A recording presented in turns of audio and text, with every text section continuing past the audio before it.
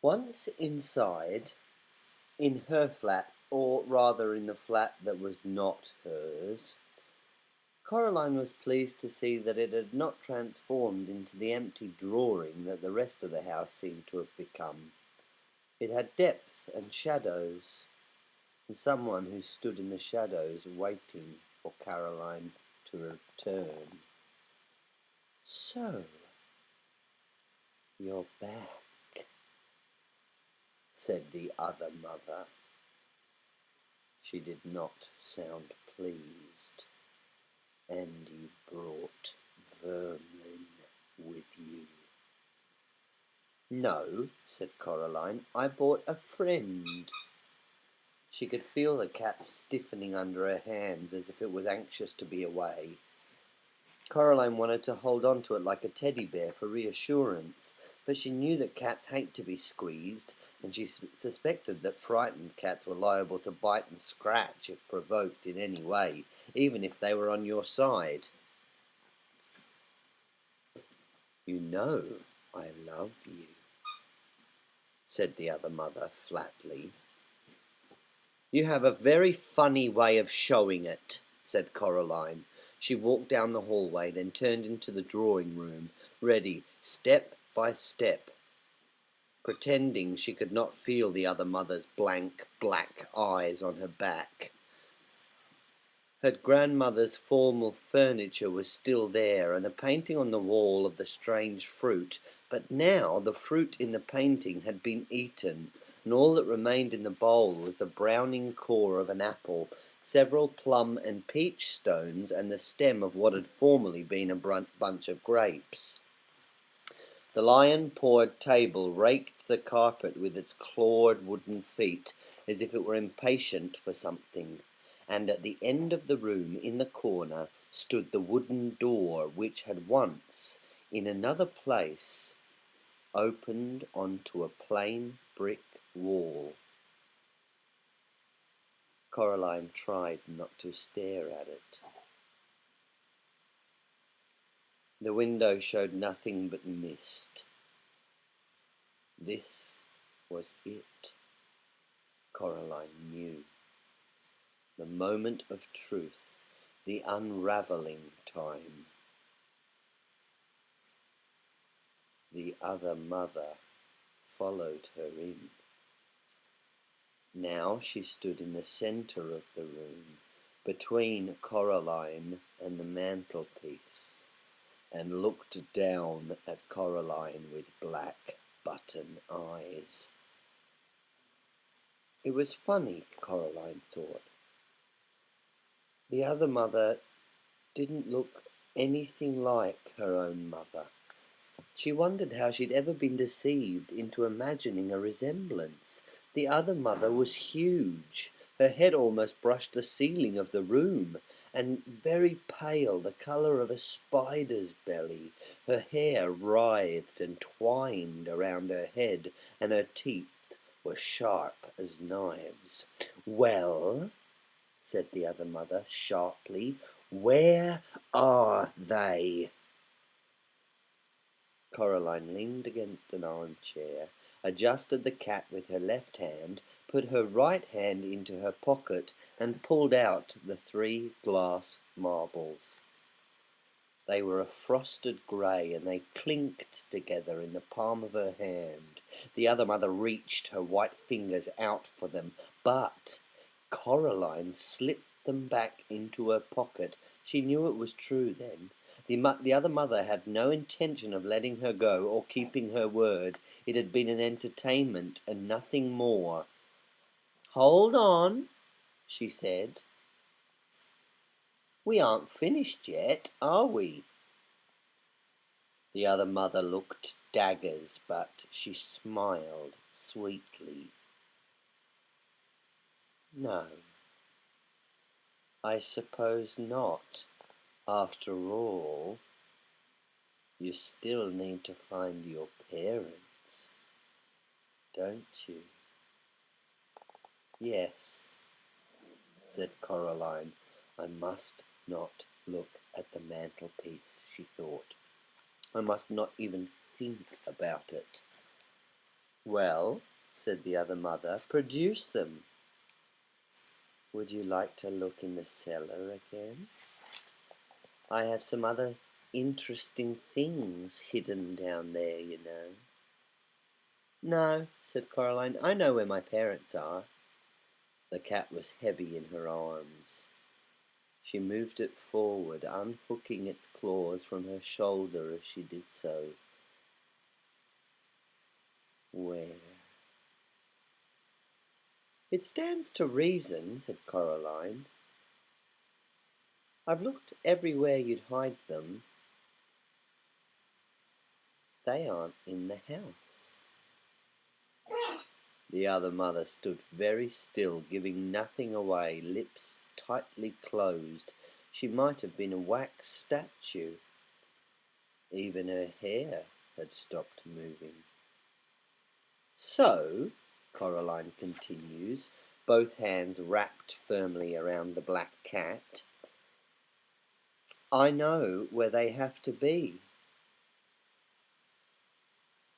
You've hidden them in the passageway between the houses, haven't you? They're behind that door. She nodded her head towards the door in the corner. The other mother remained statue still, but a hint of a smile crept into her face. Oh, they are they? Why don't you open it? Asked Coraline. They'll be there, right there. It was her only way home. She knew.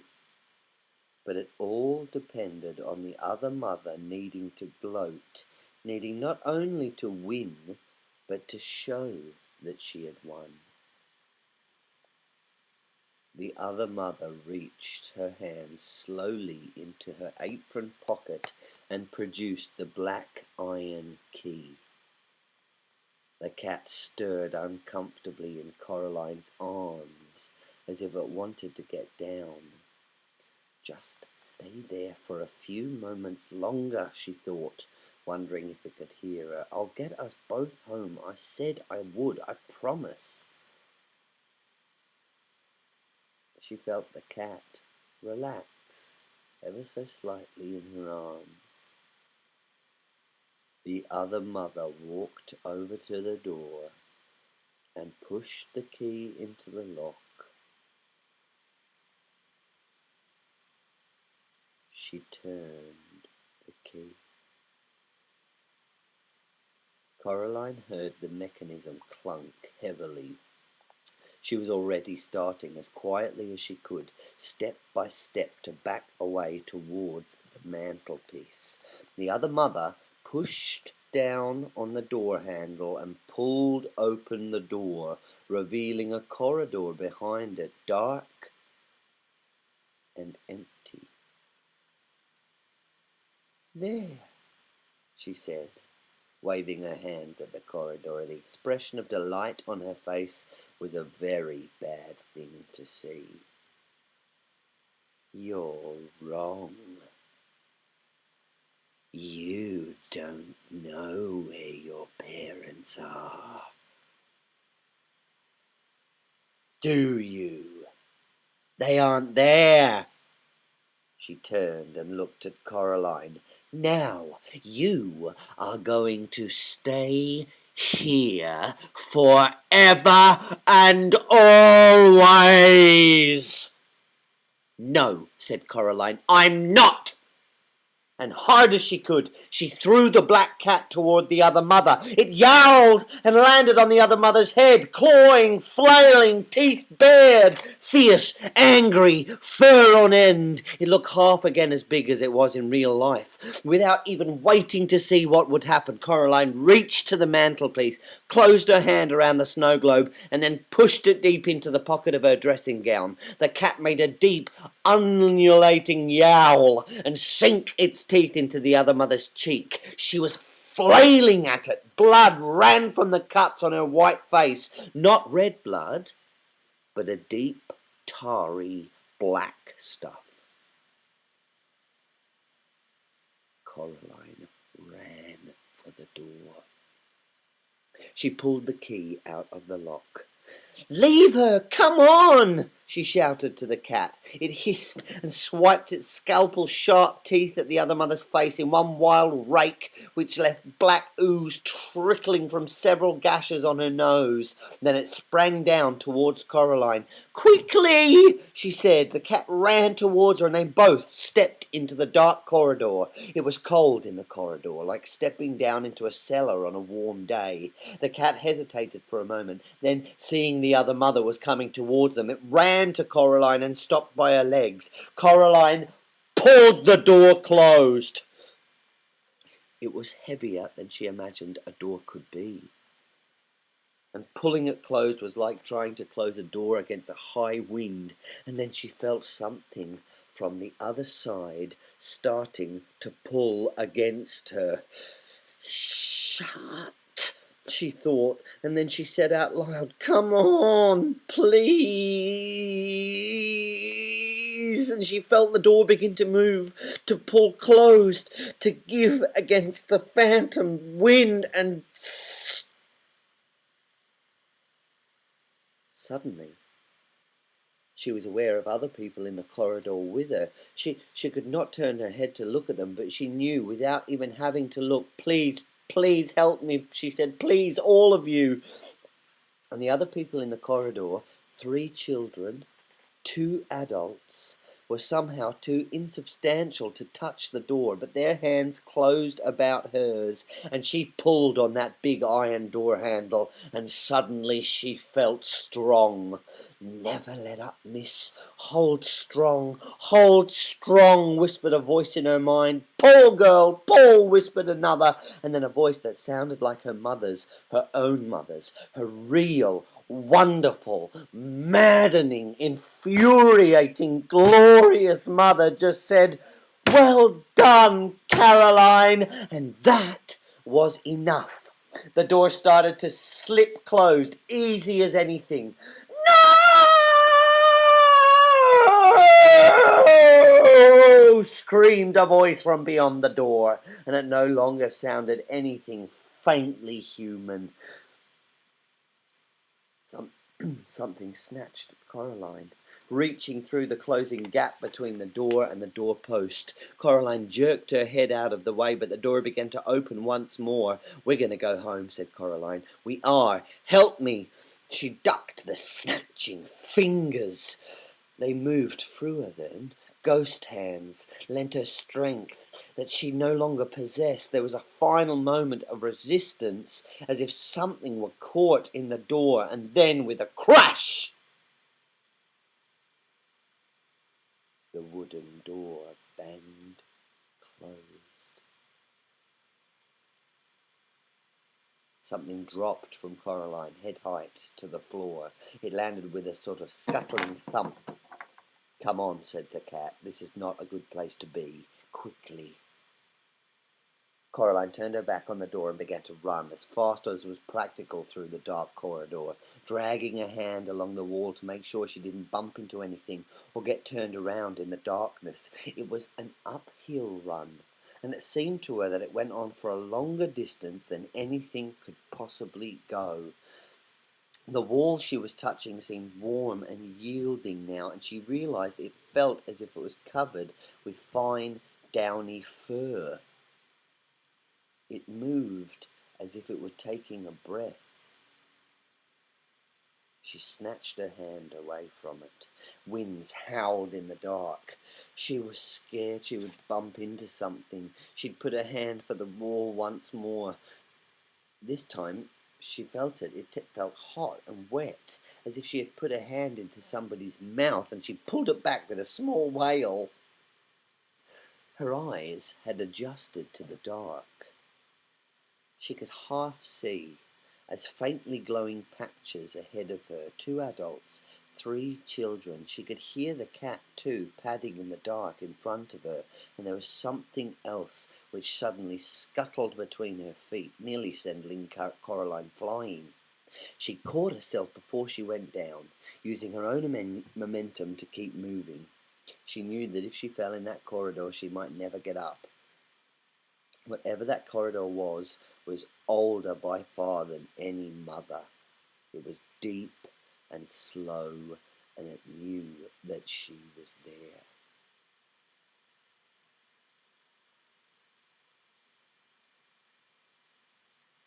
Then daylight appeared. She ran towards it, puffing, wheezing. Almost there, she crawled encouragingly, but in the light she discovered that the race had gone. She was alone. She didn't have time to wonder what had happened to them. Panting for breath, she staggered through the door and slammed it behind her with the loudest, most satisfying bang you could imagine. Coraline locked the door with the key and put the key back into her pocket. The black cat was huddled in the farthest corner of the room, the pink tip of its tongue showing, its eyes wide. Coraline went over to it and crouched down. "I'm sorry," she said. "I'm sorry I threw you at her, but it was the only way to distract her enough to get us all out. She would never have kept her word, would she?" The cat looked up at her. Then it rested its head on her hand, licking her fingers with its sandpapery tongue, and began to purr. "Then we're friends?" said Coraline. She sat down on one of her grandmother's uncomfortable armchairs, and the cat sprang up onto her lap and made itself comfortable. The light that came through the picture window was daylight, real, golden, late afternoon daylight, not a white mist light. The sky was robin egg blue. Caroline could see trees, and beyond the trees, green hills which faded on the horizon into purples and greys. The sky had never seemed so sky. The world had never seemed so world. Coraline stared at the leaves on the trees, at the patterns of light and shadow on the cracked bark of the trunk of the beech tree outside the window. Then she looked down at her lap, at the way the rich sunlight brushed every hair on the cat's head, turning each white whisker to gold. Nothing, she thought, had ever been so interesting. And caught up in the interestingness of the world, Coraline barely noticed that she had wriggled down and curled cat-like in her grandmother's uncomfortable armchair, nor did she notice when she fell into a deep and dreamless sleep.